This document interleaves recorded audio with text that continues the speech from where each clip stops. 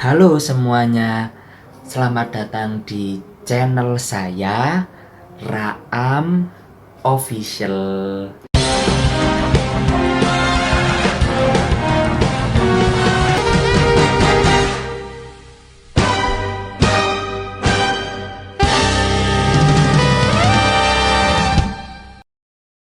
Nah guys, sedikit curhat karena ini bulan puasa, alangkah baiknya kita semua untuk mendekatkan diri kepada Allah, khususnya yang agama Islam ya. Kemudian memperbanyak doa supaya apa yang kita inginkan terkabulkan, terus melakukan hal-hal yang baik supaya dosa kita itu terhapus. Nah, apakah dari kalian semua ada yang gambarannya kayak gini? Atau kayak gini? Atau kayak gini?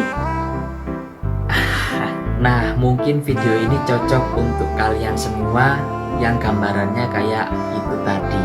Nah, dari omonganku tadi itu bukan berarti aku itu meng-underestimate kalian ya guys. Mungkin kalau ada orang yang menggambarnya kayak gitu punya keinginan, duh gambarku kok kayak gini sih, aku pin bagus gambarannya. Maka video ini tuh tepat untuk kalian sebagai pembelajaran bagaimana cara menggambar yang baik dan benar. Nah, pada video kali ini aku akan menjelaskan bagaimana cara menggambar anatomi tubuh. Nah, anatomi tubuh itu biasanya ilmu yang dipelajari di bidang kesehatan atau di kedokteran. Tetapi ada juga anatomi tubuh yang digunakan sebagai ilmu di bidang kesenian. Apa itu ilmunya? Ilmunya yaitu ilmu menggambar anatomi tubuh. Nah, menggambar anatomi tubuh itu ada tujuannya loh guys. Nah, tujuannya yaitu supaya gambar kalian itu bisa berkualitas, bisa terstruktur, terus bisa terupgrade gitu. Nah, mungkin dari gambar-gambar yang itu tadi itu bisa lebih baik lagi. Nah, sebenarnya untuk menggambar anatomi tubuh itu cuma membutuhkan 3 rumus. Sebelum materi yang saya sampaikan dimulai, alangkah baiknya kalian untuk subscribe channel aku dan tekan tombol lonceng agar kalian tidak ketinggalan info dari video-video terbaru dari aku.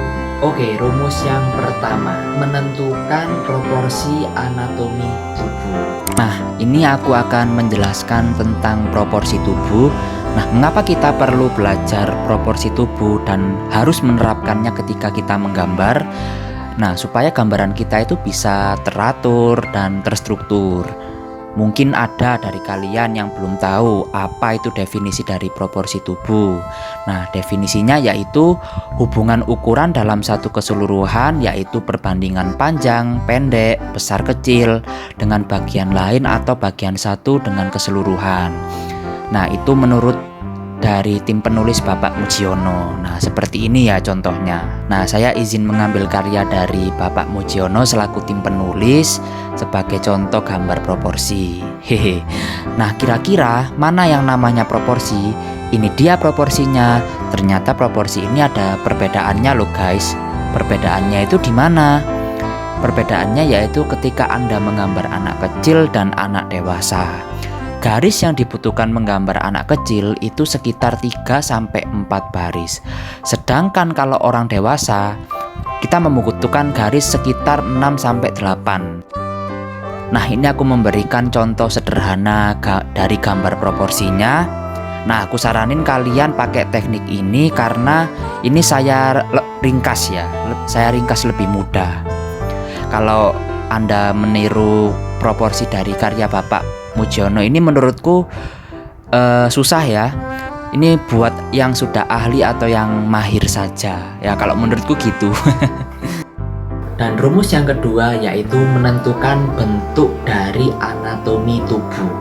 Nah, ini maksudnya ini bagaimana ya? Nah, di anatomi tubuh manusia itu kan ada beberapa bagian. Ada bagian kepala, ada bagian badan, bagian kaki, bagian tangan, bagian pinggang, dan lain-lain. Nah, masing-masing di bagian tubuh itu kalian perlu menggambar lingkaran atau oval. Nah, tujuannya yaitu mempermudah kalian ketika menggambar bagian-bagian tubuh tersebut. Nah, ini contohnya. Nah, ini bagian kepala. Bagian kepala ini aku meringkas ada 5 rumus. Yang pertama itu kita menggambar oval, yang kedua menggambar lingkaran, yang ketiga keempat ini sama-sama oval, sama kayak nomor 1, cuma ada sedikit perbedaan. Dan yang kelima ini saranku bagi yang pemula pakai yang ini saja.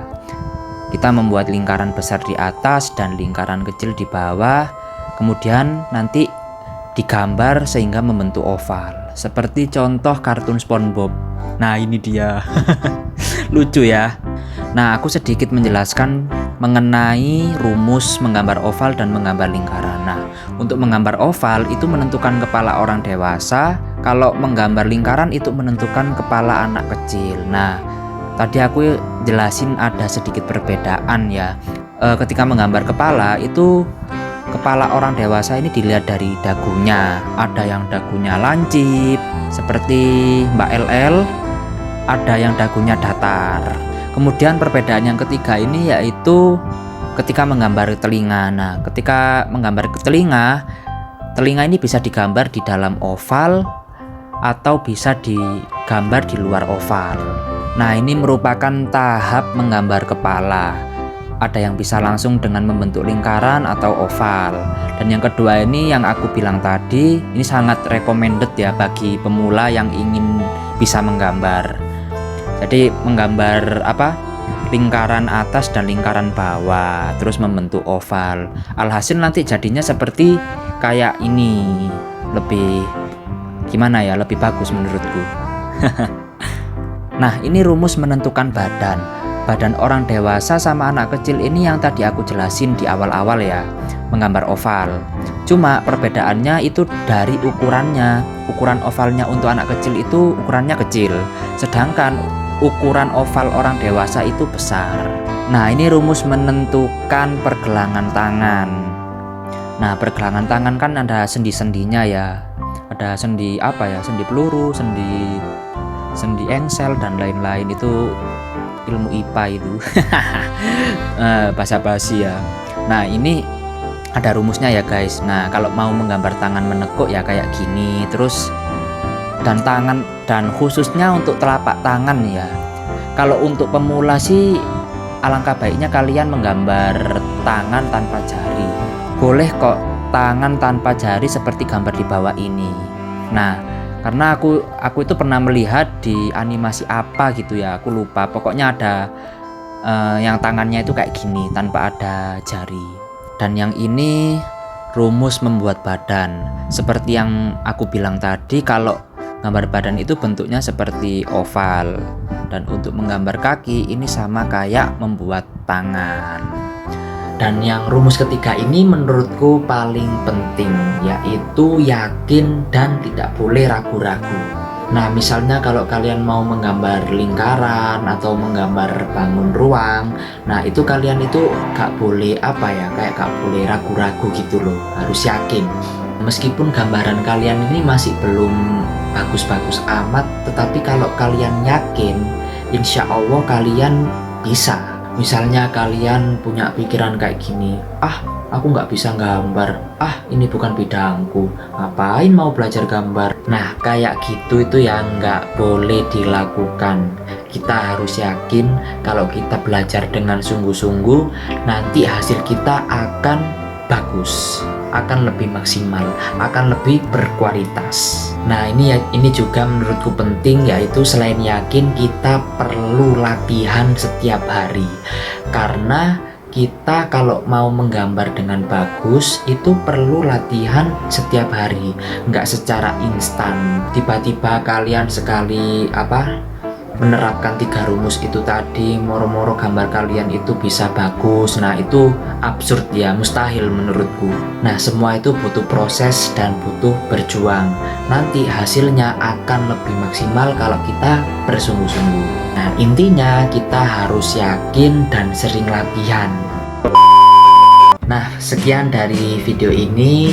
Nah, video ini itu cuma menjelaskan tentang teorinya saja. Nanti kalau praktiknya akan ada video baru. Ditunggu ya video barunya. Mungkin dari kalian-kalian semua ada informasi yang lain atau ilmu-ilmu yang lain tentang bagaimana cara menggambar anatomi tubuh, bisa mengisi kolom komentar aku. Karena konten ini tuh bersifat sharing atau sama-sama belajar. Aku juga belajar dari kalian, kalian juga belajar dari aku. Oke, sekian dari video ini. Apabila ada kalimatku yang salah atau kurang berkenan atau tidak mengenakan, aku mohon maaf ya. Dan sampai jumpa lagi untuk ketemu kalian, karena aku nggak sabar kepingin ketemu kalian lagi.